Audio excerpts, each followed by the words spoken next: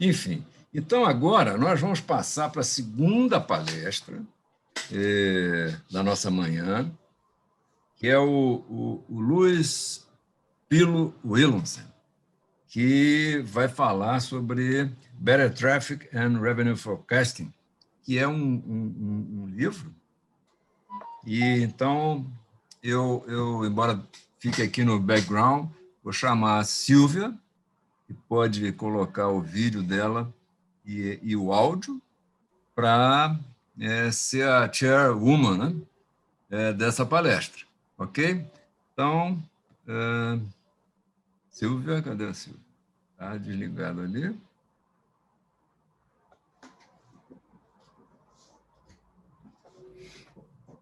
Vamos ver, tem uma... A Silvia está sem som e sem imagem. Eu já estou aqui, viu? Liga o vídeo, liga o vídeo. Pode assumir daqui para frente e apresentar aí o nosso próximo palestrante, o Pilo,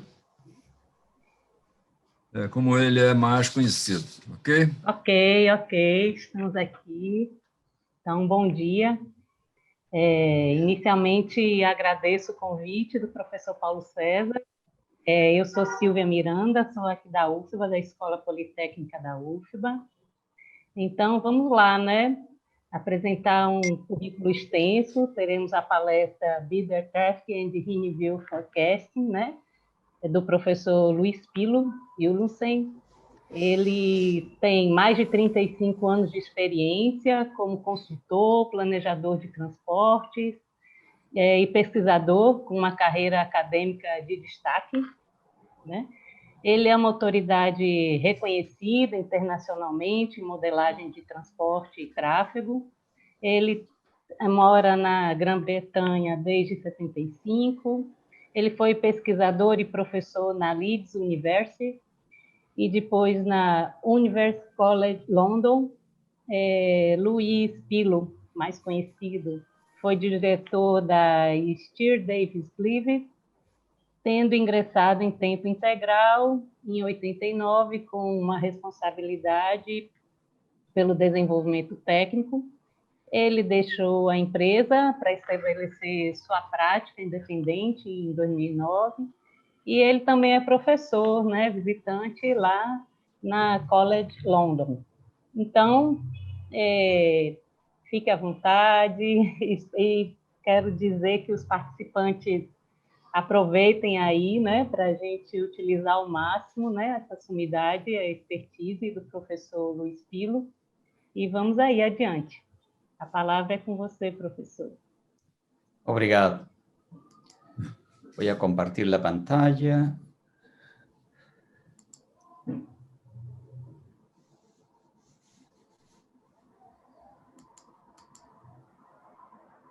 ¿Se ve la presentación? Sim, estão todos vendo. Sim, perfecto. Está ótimo. Pido disculpas por falar español. Mi control del portugués no es muy bueno, pero puedo recibir preguntas en portugués más adelante. Voy a referirme al material del libro Better Traffic and Revenue Forecasting y pienso al final de la presentación dar acceso al libro también.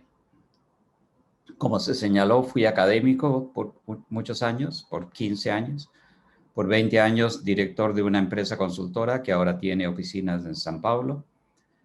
Hoy en día soy consultor independiente y también soy socio de la empresa Nomon, que procesa datos de telefonía móvil y tarjetas inteligentes para producir matrices origen y destino.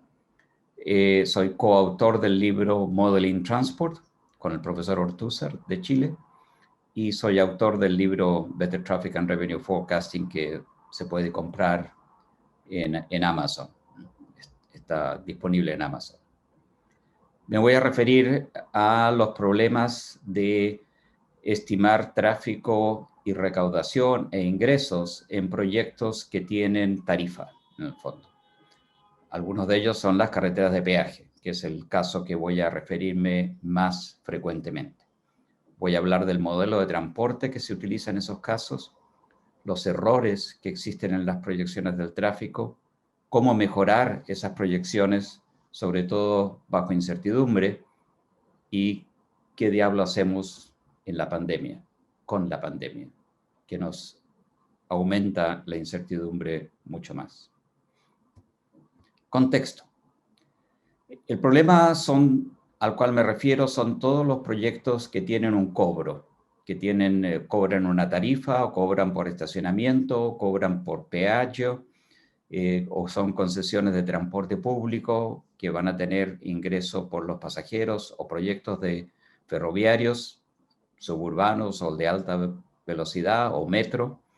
También en los congestion charge, los cargos por congestión, concesiones de estacionamiento, las nuevas tecnologías de la movilidad, la micromovilidad, los car clubs, todos ellos tienen una función de ingreso y una función de tráfico. Y es ese equilibrio entre los dos aspectos, ingresos y tráfico, y interés, demanda por esos servicios, los que me interesa en este caso. Y la idea detrás del libro es que si logramos mejorar las proyecciones de tráfico, esto va a reducir el riesgo que tenemos de ingreso, que por el momento un riesgo de ingreso es algo que puede frenar las inversiones. Hablemos primero de los modelos de transporte. El modelo de transporte clásico, tradicional, de 4 etapas, que está ilustrado aquí brevemente, es un modelo pesado, es un modelo grande, que para desarrollarlo en una ciudad, no pensemos ni en Río ni en San Pablo, pero algo más manejable como Porto Alegre, toma por lo menos un año de desarrollo y tiene todos los aspectos conductuales del transporte, la elección de la frecuencia de viajes, la elección de destino, la elección de modo y la elección de ruta, asignación a las redes de transporte. La verdad es que estos modelos son complejos, son caros de operar y pueden no ser el modelo más práctico para una concesión en la cual el ingreso es crítico. Hay que recordar que este tipo de modelos, sobre todo con respecto a la respuesta conductual, cómo eligen las personas, supone, por una parte, racionalidad de las personas y por otra parte, de que la información es perfecta. Que las personas cuentan con perfecta información para tomar sus decisiones. Las dos cosas son falsas. No somos racionales ni tenemos información perfecta. Es por eso que en la mayor parte de las concesiones, las carreteras de peaje o las concesiones ferroviarias, se utilizan modelos simplificados, una versión que extrae lo importante del modelo de transporte tradicional, pero se preocupa más de cuáles son los viajes que importan, los viajes que podrían ser capturados por el nuevo modo de transporte, cuál es la disponibilidad a pagar que existe para utilizar ese nuevo modo de transporte, cuáles son los beneficios, ahorros de tiempo, ahorros de dinero, un viaje más confortable, cuáles son los beneficios que ofrece el nuevo modo de transporte, y esto capturado en un modelo de captura, de cuántas personas van a realmente utilizar. Y expandiendo esta información y proyectándola a futuro en función del crecimiento de la economía y de la población, tenemos una proyección de el tráfico o los pasajeros que van a utilizar un servicio año a año durante todo el periodo de la concesión o el periodo de inversiones. Las ventajas de un modelo más sencillo, simplificado como este, en el caso de las carreteras de peaje, se trata de un modelo fundamentalmente de asignación y nada más, es que son más rápidos de operar, se pueden probar más alternativas, se pueden manejar escenarios en forma más fácil y también es más fácil detectar errores, porque todo modelo tradicional o no tradicional contiene errores y la eliminación de errores es una tarea que no termina nunca. Siempre hay un error más. La focalización de este tipo de modelos es en lo que es importante y es muy significativo que uno pueda seguir, si uno cambia alguna de las entradas del modelo, cómo impacta el resultado, las salidas del modelo, y cómo uno entiende perfectamente cuáles son los factores que han influido en esta modificación de los resultados. Y además facilita verificar si los resultados son realmente tienen sentido, lo que llaman los ingleses sense checks, que son muy importantes. Cuando miramos un proyecto que tiene cobros, que tiene dinero de por medio que se tiene que extraer de los usuarios, o sea, los cobros vienen de los usuarios, hay varios aspectos que mirar, y estos están descritos en mayor detalle en el libro. Hay que revisar la estrategia de cobro, qué estudios previos existen y sobre todo crear un registro de riesgos. Este registro de riesgos es muy importante, identificar de antemano cuáles se considera que son los riesgos a tratar. Se prepara un modelo de captura, se estudia la disponibilidad a pagar, se segmenta el mercado de manera de capturar las diferentes variaciones de la disponibilidad a pagar por un mejor servicio, se miran las opciones de cobro, cómo afectan si el cobro es electrónico, si el cobro es en dinero efectivo, dónde se ubican las plazas de peaje, cómo se cobra a los pasajeros, se cobra a los pasajeros antes de subir al bus en la estación, como un BRT, o se cobra solamente en el bus, etc. Y con esto se hacen las proyecciones de tráfico y se agrega un análisis de sensibilidad y análisis de riesgo, que es muy importante para ver si la inversión es viable o no lo es. Este tipo de trabajo no lo puede hacer una persona sola o un consultor solo. Involucra interacción con otros miembros de un equipo. Hay la parte legal, la parte constructiva, la parte financiera. Todos ellos interactúan en este proceso de acá. Los datos requeridos son caros en general. Necesitamos redes de transporte, uso del suelo, conteos de tráfico, origen y destino de viajes, tiempos de viaje, datos históricos, series históricas de flujo, por ejemplo, una idea de cuáles son los planes futuros que pueden afectar al proyecto y las proyecciones económicas y de población del área de influencia.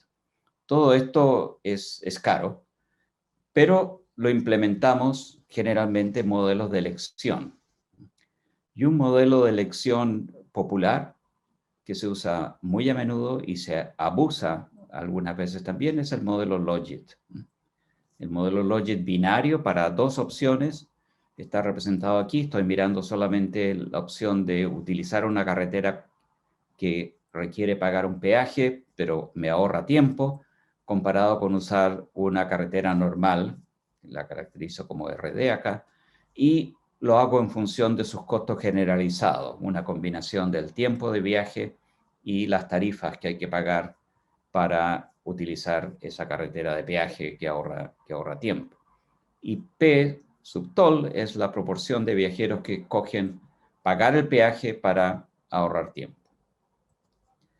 Esta función genera una curva de este tipo, que la discuto bastante en el libro, en que en el eje X horizontal tenemos la diferencia entre el tiempo de viaje por la carretera libre y la carretera que tiene peaje.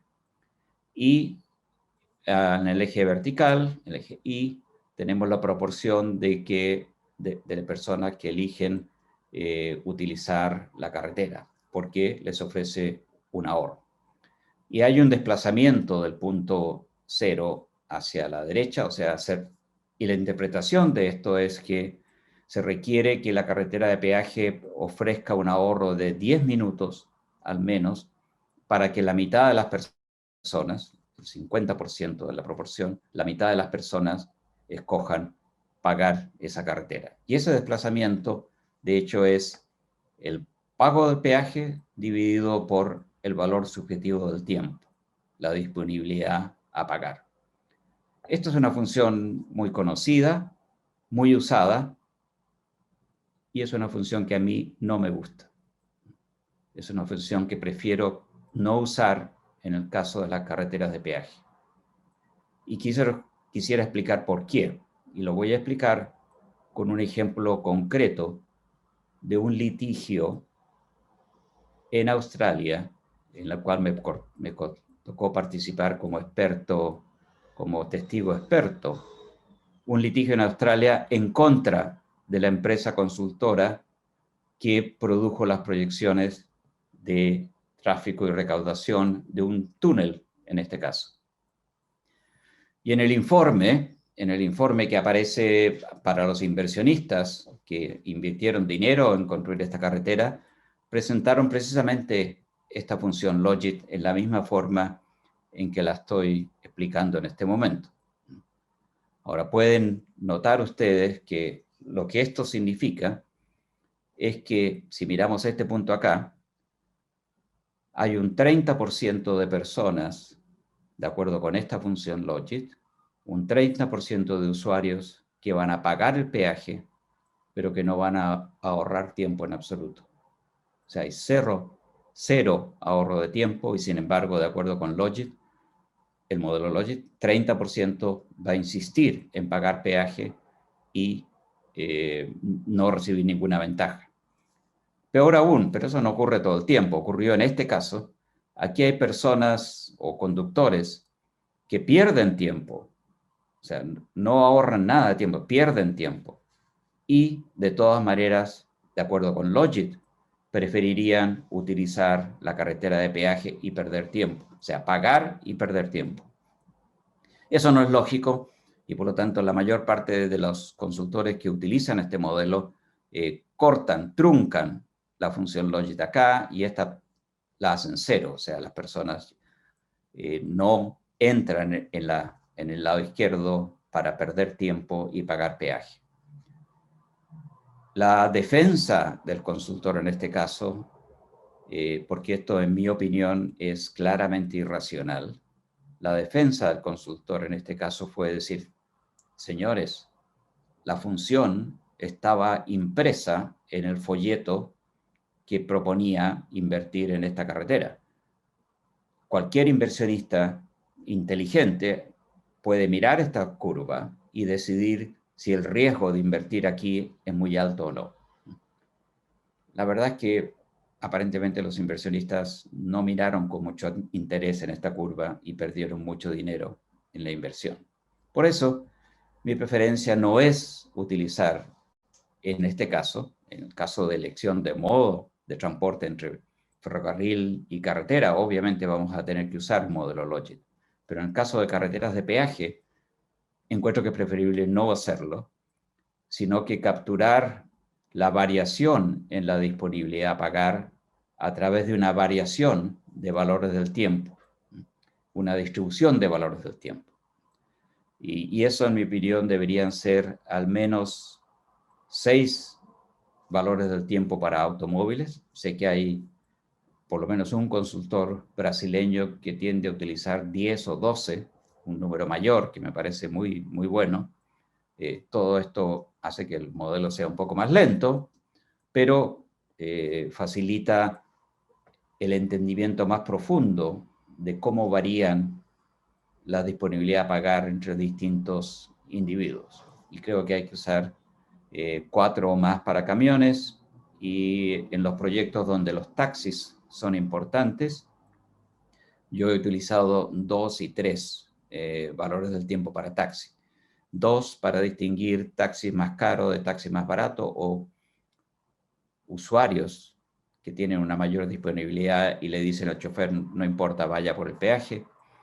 Y el tercer valor del tiempo para los taxis vacíos, porque los taxis vacíos existen y se mueven de un lugar a otro y tienen una muy baja disponibilidad a pagar. Es muy raro que paguen un peaje.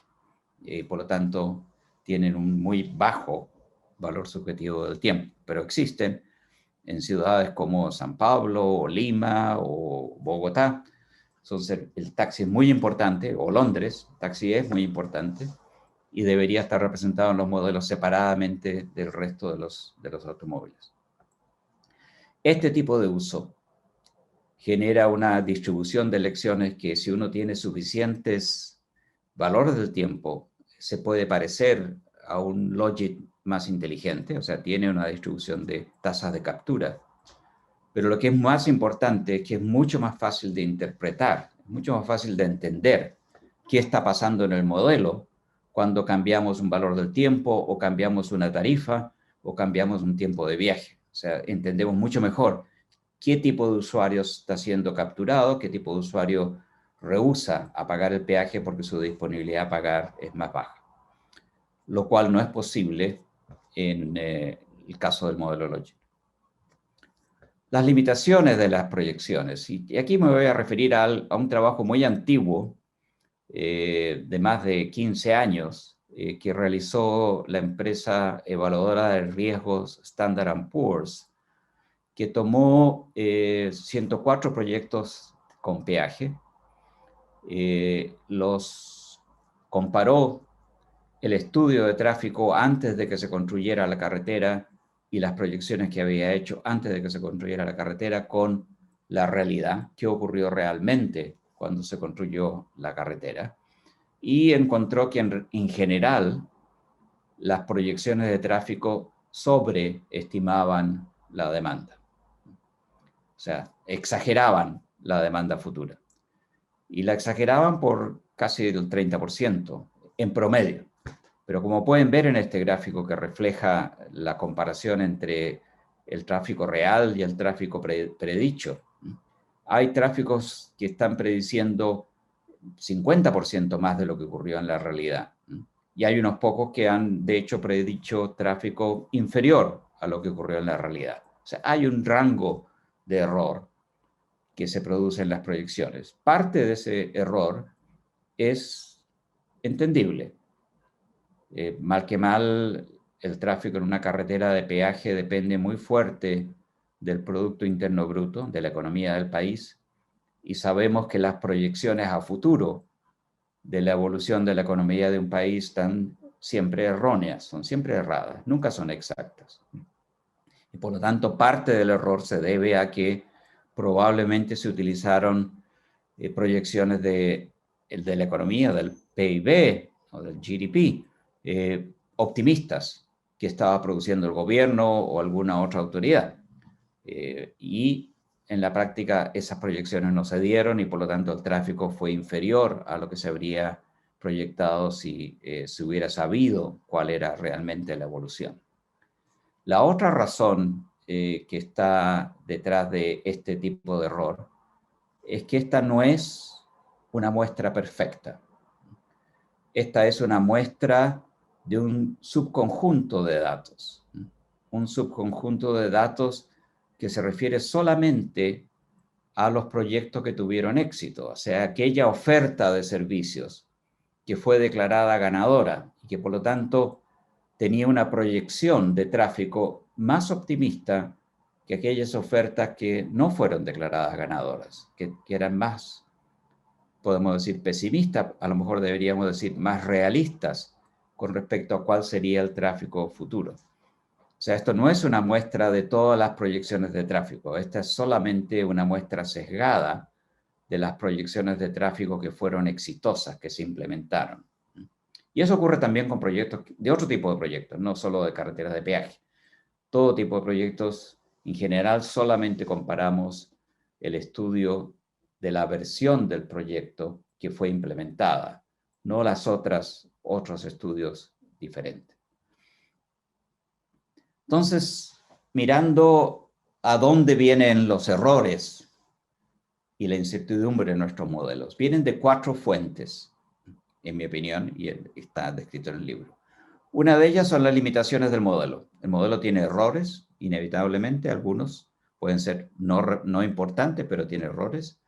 Pero ciertamente el modelo es un modelo, es una simplificación de la realidad, no es la realidad. Hay simplificaciones que son, por ejemplo, hablar de 8 o 10 valores del subjetivo del tiempo es una simplificación. Hay cientos de valores del tiempo, pero tenemos que simplificarlo. Tenemos limitaciones de los datos del año base. Como mencioné al principio, esos datos son imperfectos. Es una muestra pequeña. Si se trata de una encuesta a los hogares, es una muestra de menos del 2%. Si son encuestas de interceptación, roadside interviews, las encuestas son solamente en algunos lugares, no se cubren todos los lugares posibles donde hay viajes. Todas estas limitaciones hacen que haya errores incluso en el año base. El año base nunca calibra perfectamente. Siempre hay errores en las estimaciones de los flujos en el año de calibración. aún más va a haber errores en los datos futuros, porque sumados a los errores del trabajo de campo, que no podemos tener acerca del futuro, tenemos todos los errores de las proyecciones, de la proyección de la economía, de las proyecciones de la población, qué tipo de distribución del ingreso va a tener esa población en el futuro, dónde va a vivir, dónde va a trabajar. Todos estos producen errores a futuro. Y finalmente, lo que yo llamaría la incertidumbre pura, lo que Nassim Taleb llama cisnes negros, black swans. Yo llamaría tigres grises a lo mejor, o con jaspeados, con puntitas, porque hay algunos de ellos, el cual está ilustrado acá, que es un auto autónomo, un futuro vehículo autónomo. Es una incertidumbre que conocemos que va a existir. O sea, sabemos que va a haber vehículos autónomos, por lo menos del nivel 4.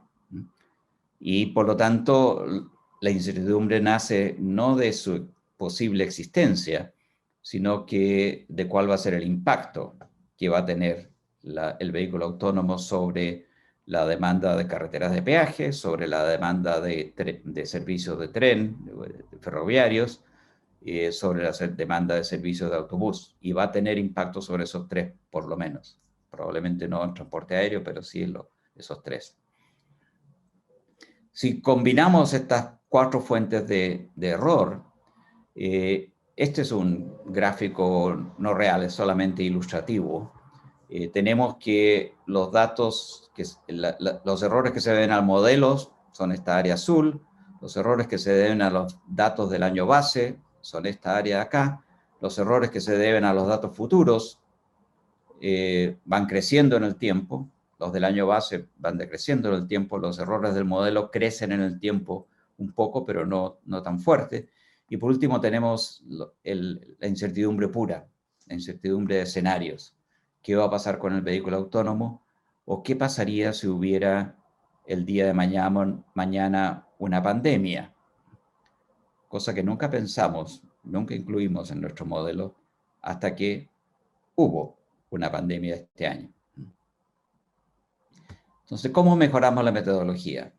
Podemos mejorar los datos. Hay que atacar la metodología en estos 4 aspectos. Los datos futuros, el modelo, la incertidumbre pura.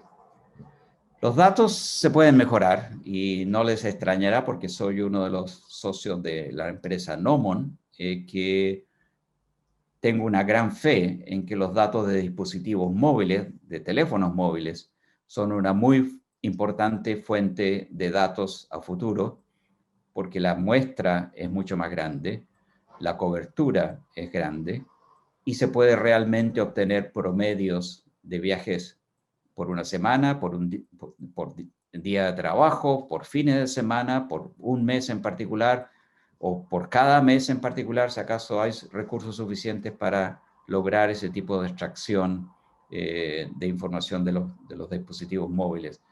Pienso fundamentalmente en los teléfonos, pero también se puede extraer información de la tarjeta inteligente. Esta es la tarjeta Oyster para pagar el transporte público en Londres. Es muy útil y la utilizamos en Nomon precisamente para extraer mejor información del transporte público. Y también los navegadores permiten obtener información del tipo GPS, ya sea el navegador independiente en el coche o el navegador que exista como una aplicación en el teléfono, también permite obtener esta información. Más una serie de sensores que hoy en día nuestras ciudades están cada día más utilizando, como cámaras, Wi-Fi o medidores de pisadas, en el caso del transporte público, etc. Esta información, que es más rápida de obtener que una encuesta tradicional, pero sobre todo una muestra más grande y una muestra que cubre mucho mejor, permite mejorar la calidad de los datos y por lo tanto mejorar la calidad de las proyecciones a futuro. El problema que tiene este tipo de datos es que el dato puro no es perfecto, tiene errores también, como todos los datos, pero su procesamiento es particularmente importante, y aquí tenemos una transparencia en portugués, por lo menos. El almacenamiento de los datos y su organización en la base de datos para poder hacerlos procesar es importante, pero lo que es más importante es la limpieza de los datos, la depuración, porque los datos vienen con error, o más bien dicho, no siempre todos los datos son utilizables suficientemente bien. Hay, por ejemplo, personas cuyo celular se le acaba la batería en la mitad del día y no se puede darle seguimiento durante el resto del día. Es mejor abandonar esa muestra, esa observación, porque no te da una información veraz sobre lo que esa persona estaría haciendo en su momento. El análisis, la analítica y el modelaje de estos datos es crítica, es fundamental. Y eso, una buena analítica produce buenos resultados, una mala analítica o una analítica superficial que no está adaptada suficientemente bien a cómo va a ser usado el dato, también genera dificultades. También debemos mejorar el modelo. Y una de las buenas formas de mejorar el modelo es mejorar el valor del tiempo, el valor subjetivo del tiempo. El libro contiene otras recomendaciones más amplias al respecto. Sabemos que el valor subjetivo del tiempo depende del ingreso per cápita, cuando gana la persona, del propósito de viaje, en particular si se viaja en grupo. Depende de la experiencia de viajar. O sea, es diferente conducir un coche en una carretera simple que tiene solamente 2 carriles, uno en cada dirección, en el cual adelantar envuelve un riesgo, que conducir en una autopista con carriles segregados, que permite adelantar y tener una velocidad continua sin encontrar con semáforos o peatones que cruzan en ella. Y esa experiencia de viajar vale algo y mejora la disponibilidad a pagar.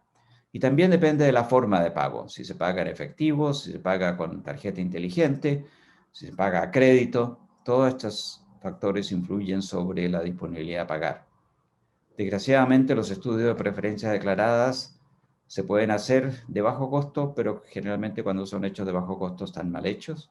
Y si bien entregan buena bondad de ajuste de los parámetros no son suficientemente confiables. Es por eso que es importante utilizar benchmarking, comparar con otros estudios, ya que ha habido centenares de estudios de preferencia declarada y preferencia revelada sobre la disponibilidad a pagar y una enorme cantidad de estudios que comparan estos estudios y producen rangos de lo que podría ser razonable y que por lo tanto debería ser utilizado. Y todos ellos están referidos en el libro Better Traffic and Revenue Forecasting también. Es importante adoptar la segmentación más apropiada de la demanda y el buen juicio en hacerlo. Estimando el futuro, la tercera forma de mejorar las proyecciones requiere un grado de análisis de riesgo, en el cual se toma cuáles son los elementos que pueden variar, como la economía, el PIB, la población, qué hacen los competidores. Estos son incertidumbres sobre los datos futuros, errores e imperfecciones del modelo, alguna variación en los valores del tiempo, por ejemplo, se pueden considerar, incertidumbre en las proyecciones, y eso genera incertidumbre en los tráficos e ingresos futuros.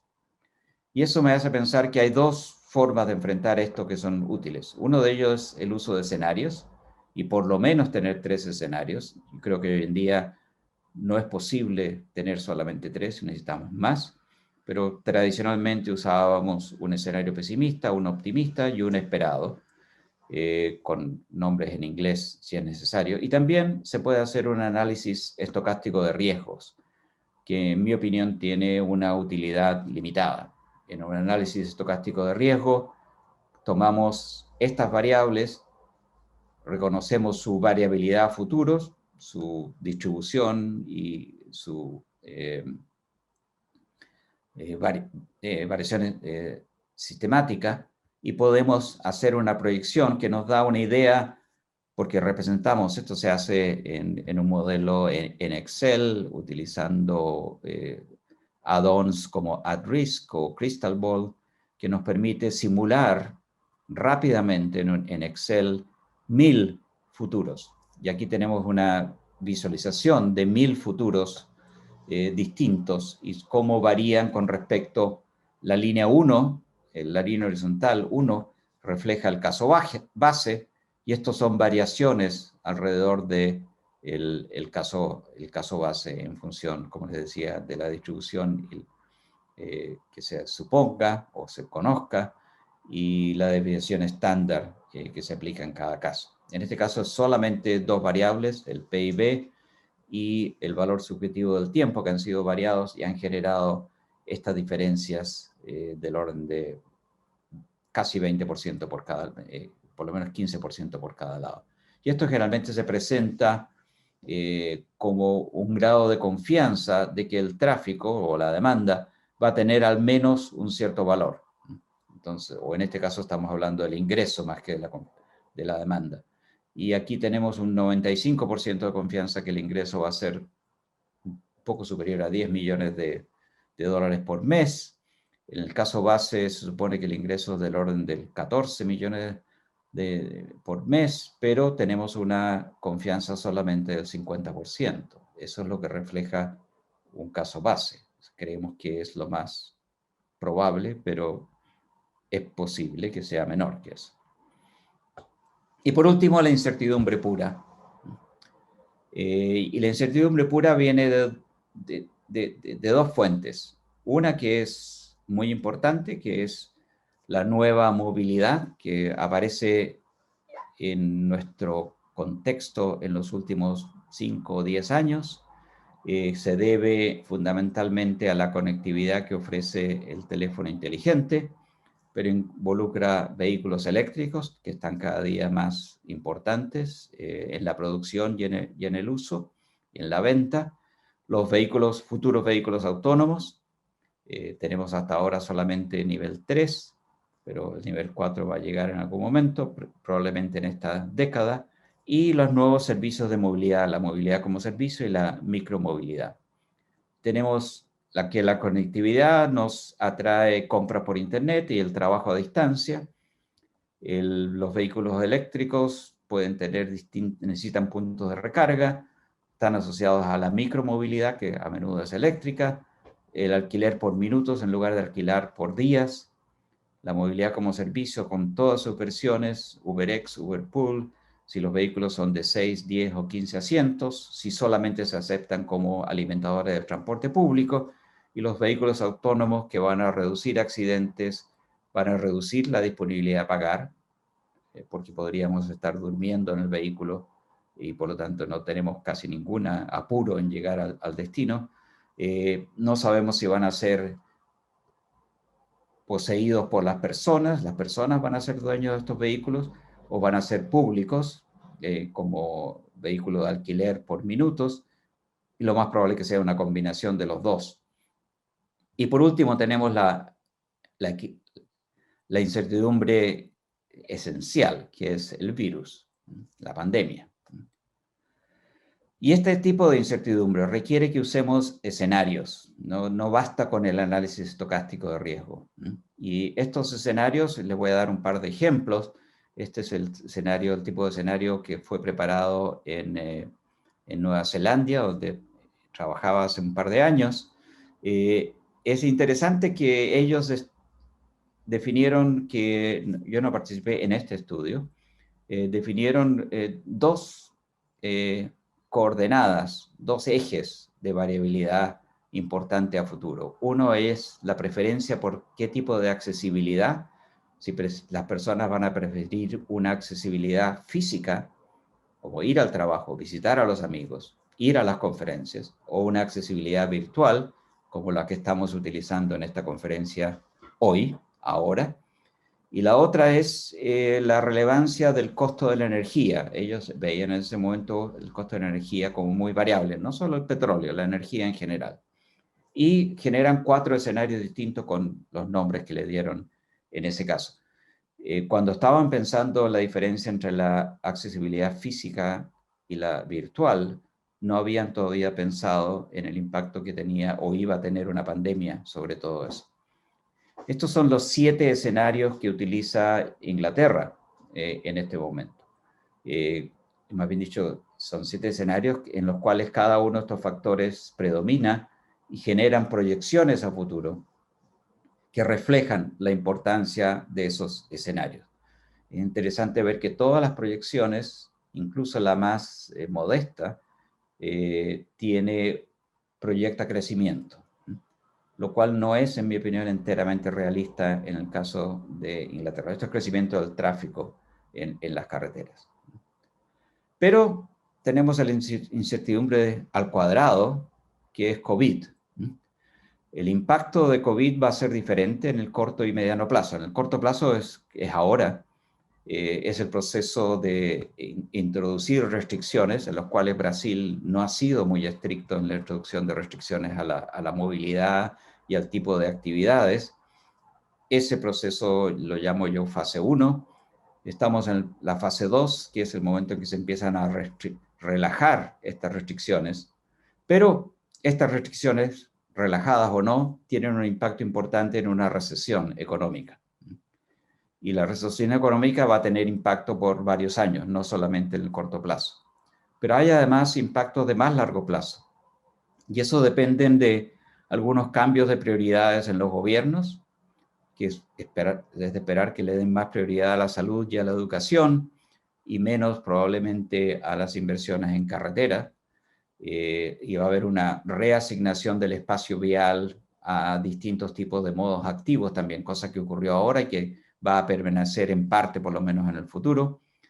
Va a haber cambios en las empresas que van a apoyar mejor el trabajo a distancia, van a simplificar las cadenas logísticas que sufrieron durante este periodo, y probablemente se reduzcan los viajes internacionales, porque va a haber probablemente menos reuniones presenciales y más reuniones a distancia. Y va a haber también cambios en las preferencias de las personas, que van a usar la internet para compras más. Sí, ya lo estaban haciendo, pero va a seguir aumentando. Van a utilizar horarios más flexibles de trabajo a distancia, menos viajes internacionales, preferencia por el turismo doméstico y preferencia por los modos de transporte individuales en lugar del transporte público para evitar la muchedumbre. Y posiblemente hay un interés en proteger el medio ambiente, pero eso es más bien, como yo diría, wishful thinking. Me gustaría que hubiera más interés en proteger el medio ambiente. Entonces podemos ver, si estamos haciendo proyecciones a futuro, ya pasamos la fase 1, estamos en la fase 2 de recuperar el tráfico. Lo que es importante es poder definir cuándo ocurre este punto, punto 3, que es cuando la vacuna está disponible para todo el mundo y hay un suficiente número de personas que ya han sido vacunadas y que permite eliminar 2 tipos de restricciones: las restricciones de las autoridades y las restricciones que nos ponemos nosotros mismos, que hacen que evitemos, por ejemplo, el transporte público o evitemos las muchedumbres, evitemos lugares donde hay mucha gente. Esta sería la proyección del tráfico producida en el año pasado, 2019, con una proyección de la economía pre-COVID, y esta es la proyección de tráfico que ocurriría si hubiéramos solamente representado el tráfico en función de COVID. Y la diferencia entre estas dos líneas, la línea punteada y la línea sólida, refleja los cambios de comportamiento. Que en este gráfico yo estoy diciendo que son relativamente pequeños porque es lo que yo pienso en este momento. Van a ser de 2, 3, 5% variaciones y no más grandes que es, a pesar de lo que digan las revistas especializadas en este momento. Esto ya ocurre. Este es un gráfico que apareció hoy día en Capital Economics. Lleva el uso de los buscadores de destino, estos son de Apple y de Google, y que representan los niveles de movilidad en distintos países latinoamericanos. En este caso tenemos a Brasil aquí arriba. Está prácticamente llegando a los niveles de tráfico del pasado, del prepasado, pre-COVID. Pero al mismo tiempo es posible que todavía se aumenten las restricciones. Tengo entendido que en San Pablo, por ejemplo, están aumentando las restricciones que antes no eran tan importantes. Por lo tanto, no hemos llegado todavía a la fase 3, y eso es verdad. La vacuna no existe en este momento. Es posible hacer el tipo de encuestas de expertos, Delphi, para ver qué impacto los expertos esperan que ocurran en estos casos. Y aquí esto no lo pueden ver ustedes directamente, no se puede leer a distancia, pero la presentación va a estar disponible, que representa cada uno de los impactos que he mencionado, qué probabilidad tienen de ocurrir y qué opinan los expertos que en los viajes urbanos va a ocurrir con los vehículos livianos y los vehículos pesados, y los viajes de larga distancia. ¿Cuánto va a durar este efecto? Porque no todos van a durar eternamente, y algunos comentarios. Y lo mismo para las empresas.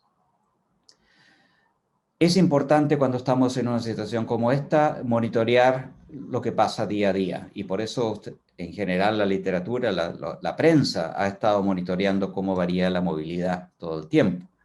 Y hay que hacer un análisis de cómo va a afectar esta variación sobre el transporte público, las actividades de otros modos, sobre todo el transporte aéreo, que está muy afectado por esto, los movimientos de carga. Y en cada caso es necesario distinguir lo que es una tendencia general, una tendencia del país, y un impacto de las medidas locales. Y en este caso es un gráfico que es un poco más bonito que el que acabo de presentar, que es algo que mi empresa Nomon está produciendo en España, sobre la evolución de la movilidad diaria, con mayor detalle de clasificación, comparando la realidad de estos meses con la realidad del año pasado en la misma fecha, que permite ver cómo cambian las cosas. Y este tipo de uso de los datos, estos son datos de telefonía móvil, este tipo de uso de los datos permite comparar las tendencias generales. Esta es una tendencia en Madrid, tenemos las tendencias en distintas ciudades de España y en España en su conjunto, comparado con las medidas locales que se toman en un barrio, en una zona. Por último, y aquí estamos ya terminando, podemos mitigar riesgos en los estudios de este tipo. Quisiera decir brevemente que un riesgo son los incentivos perversos, ya sea contractuales o personales. Un incentivo perverso contractual es cuando el consultor se contrata por un precio fijo más una success fee. Eso hace que el ganar la concesión sea muy importante, y por lo tanto ser optimista en las proyecciones sea muy importante. Para carreteras, el modelo clásico no es muy bueno, es mejor conocer muy bien las condiciones notales y entender muy bien cómo estas se transforman en una atractividad para la carretera en particular.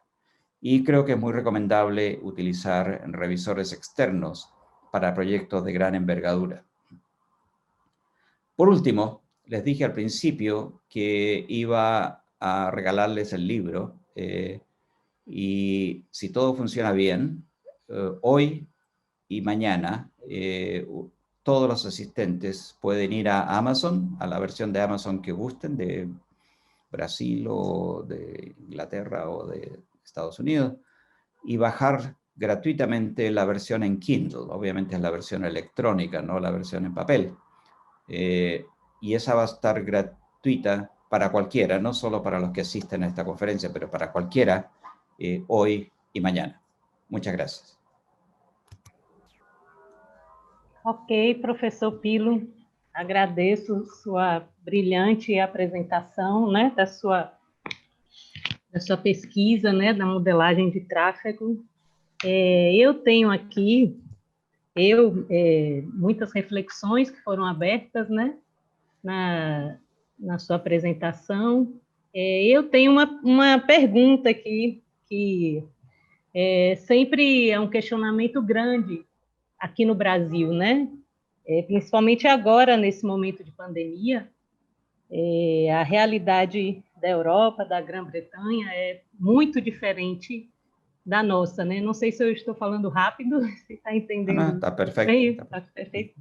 E assim, nesse momento agora duradouro, né, da pandemia, nós estamos vivendo uma grande crise econômica no transporte público, né? E mesmo o transporte público, que ainda é um modo de transporte muito mais custoso, muito mais caro do que o transporte individual, né? Então, a gente vê isso descendo ladeira abaixo cada vez mais, né? Como é que você verifica principalmente a cobrança do tráfego, né? A cobrança do tráfego para os usuários, lógico, do transporte individual. Diante, você trouxe aí o MaaS, né, o Mobility as a Service, né, mas aqui a gente discute muito sobre o MaaR, que já é um direito, né, à mobilidade. O Brasil, enquanto lá fora esse direito já está instituído, aqui ainda é algo a se conquistar. E como é que a gente coloca um versus o outro? O direito à mobilidade e a cobrança do tráfego.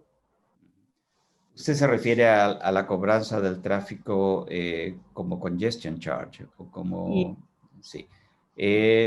Yo creo que hay varias razones por las cuales la cobranza del tráfico va a venir. Una de ellas es que hay, como usted señala, una crisis de transporte público, que en este momento en la mayor parte de los países, no sé cuál es el caso en Brasil, pero sé que el caso en Chile es así. El subsidio al transporte público ha tenido que aumentar muchísimo porque es la única forma en que los buses puedan seguir operando y las personas puedan seguir yendo a trabajar, cuando la tendencia natural es usar el automóvil particular. Esto genera una deuda y la deuda debe recuperarse de alguna parte, y por lo tanto hay un incentivo y no corresponde cobrar al transporte público esta deuda, porque son las personas de menor ingreso las que usan el transporte público en general, sino que hay que extraerlo de otra parte. Por otra parte, existe una tendencia que es fuerte en Europa y en Inglaterra en particular, a reemplazar al vehículo de combustión interna, al vehículo que usa combustible líquido, petróleo, por vehículo eléctrico. El gobierno inglés ha declarado que no se podrá vender más vehículos de combustión interna a partir de 2030. O sea, quedan 10 años de vender vehículos de combustión interna, de diésel o a petróleo. 10 años solamente para vender ese tipo de vehículos nuevos. Y eso hace que van a ser desde ya están siendo, pero van a aumentar su reemplazo por vehículo eléctrico con todas las inversiones en infraestructura que son necesarias para apoyarlo. Pero eso significa también que una de las fuentes de ingreso de los gobiernos, que son los impuestos a los combustibles, desaparece, porque no van a poder poner un impuesto a la electricidad, porque la electricidad se usa para muchas cosas, no solo para mover vehículos. Entonces va a ser necesario introducir un cobro al tráfico para reemplazar el cobro del impuesto al combustible. O sea, yo creo que en los próximos años vamos a ver la implementación de estas medidas de road user charges o congestion charges o clean air charges. Tiene distintos nombres. En este momento en Inglaterra se llaman clean air charges. No solo la de Londres, pero en otros lugares. Es todo para reducir el impacto sobre el medio ambiente. Pero son cobros igual. Y van a seguir aumentando porque es la única forma de enfrentar esta crisis que usted menciona, que es real. Com certeza. Como a gente fala aqui, só pesando no bolso, né? Sim. O Paulo Pegas está solicitando que você repita o título do livro, por favor. Él puede ir a Amazon, poner mi apellido Williamson, Luis. Van a aparecer 2 libros. El Modeling Transport se llama Better Traffic and Revenue Forecasting y está desgraciadamente en inglés, pero no es difícil de encontrar. Ok. Es verde, además. A capa verde e cinza, né? Y la versión Kindle, no la paperback cuesta dinero todavía. Sim. E ele também pergunta, quando uma premissa básica deixa de ser válida, ele coloca aqui como exemplo o impacto do Covid, né, sobre nossa mobilidade. O que se pode fazer uma modelagem de cenários futuros para não deixar que essa variação invalide todo o trabalho? Vaya, vaya, yo creí que lo había explicado, Boa pergunta. pero la verdad es que no lo expliqué, o sea, está muy bien. El gráfico que yo mostré y que está disponible con la curva así, la forma de hacer las proyecciones al año 2021, 2022, 2023 a futuro, no es utilizar los datos de 2020, sino usar los datos de 2019. La base de datos debe ser 2019. Y uno se salta el 2020. 2020 solamente usa datos reales, pero se los ignora. Si está proyectando futuro, debe proyectar a partir de, yo diría, el punto 3 del gráfico, que yo creo hoy en día pienso que será en octubre de 2021, por lo menos en Inglaterra. En Brasil puede ser un poco más tarde, un poco más temprano, no lo sé. No he pensado cuándo ocurrirá en Brasil, pero en Inglaterra, en Europa va a ser octubre, septiembre, octubre del próximo año. La vacuna ya está disponible, pero falta vacunar a todo el mundo y la vacuna no es una vacuna fácil. Hay 3 vacunas disponibles, por lo menos, o va a haber 3 vacunas disponibles, solo una está aprobada. Pero lo que importa es proyectar a futuro a partir de 2019 a 2021, 2022, 2023 y ignorar o suponer con juicio qué pasa este año y la primera parte del próximo, que no se pueden modelar. La verdad es que no se pueden modelar. Ok. Bom, eu já tenho que encerrar, né, aqui, mas eu quero parabenizá-lo novamente e vamos procurar um problema que nós enfrentamos aqui no Brasil, que acho que todos vão concordar, mas eu sei que esse é um problema nosso, que é a falta de disponibilização de dados, mas temos que ir atrás, não tem outra forma, né, através do IPEA, de outros órgãos, é uma coisa que temos que buscar, mas com certeza toda essa pesquisa tem, e toda a sua dedicação, né, para esse estudo engrandece muito, e eu queria deixar só uns minutos finais para que o senhor faça suas considerações finais, principalmente nesses problemas.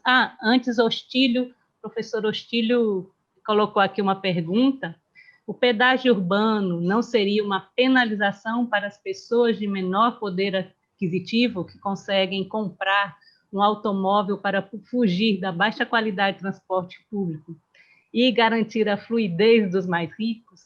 Realmente é um grande problema, porque todo mundo que está no ônibus, ele anseia comprar um carro, né? Ou ele está ali no ônibus esperando poder comprar um carro.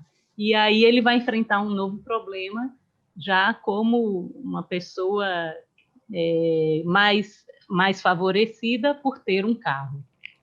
El peaje urbano tiene ese efecto, es verdad, va a ocurrir. Y un aspecto muy importante de un diseño de un peaje urbano es cómo compensar a aquellas personas de bajo ingreso que van a perder. Porque si no, no va a ser aceptable. Y hay formas de compensarlo. Pueden ser formas de subsidios cruzados, pueden ser formas de mejorar el transporte público. El peaje urbano de Londres fue introducido así. La tasa de motorización de Londres es muy alta, obviamente. Es más baja que la de Inglaterra, pero para poder introducir el peaje urbano en Londres, el transporte público por buses fue mejorado radicalmente y la tarifa fue mantenida baja, como una forma de compensar. Pero además hubo otras compensaciones de subsidios directos a las personas que se pueden diseñar para poder hacer esa compensación. Pero es verdad, todo aspecto, todo tipo de cobro que cobre a todo el mundo va a ser más doloroso, más duro para las personas de bajo ingreso. Y ese es un problema mundial que tenemos que enfrentar. La desigualdad entre los ingresos y la calidad de vida de las personas es un problema que ha generado el populismo, que ha generado la elección de Trump en Estados Unidos, ha generado Brexit en Inglaterra, que son medidas de protesta, más que medidas inteligentes de cómo enfrentamos el futuro. Es una protesta verdadera y válida de que hemos ignorado a las personas de bajo ingreso. Ok, eu acho que ficou uma grande consideração final, mas se o senhor ainda quiser colocar mais alguma coisa, fique à vontade, e aí estaremos encerrando aqui essa nossa palestra nesse congresso, 17º Congresso da Rio Transporte. Yo no tengo nada más que decir. Muchas gracias por la invitación que me han hecho, que ha sido muy valiosa e interesante para mí. Ok, então, agradeço e, por fim, estamos aqui encerrando a palestra. Bien. Obrigado. Ok, Silvia e Pilo, obrigado aí pela excelente palestra. Eu espero que o pessoal baixe o livro. Eu tenho ele lá no Kindle também. Muito, muito bom. Enfim, vamos prosseguir. Obrigado, Pilo, pela sua palestra. Obrigado. Em Londres, quando tiver vacina.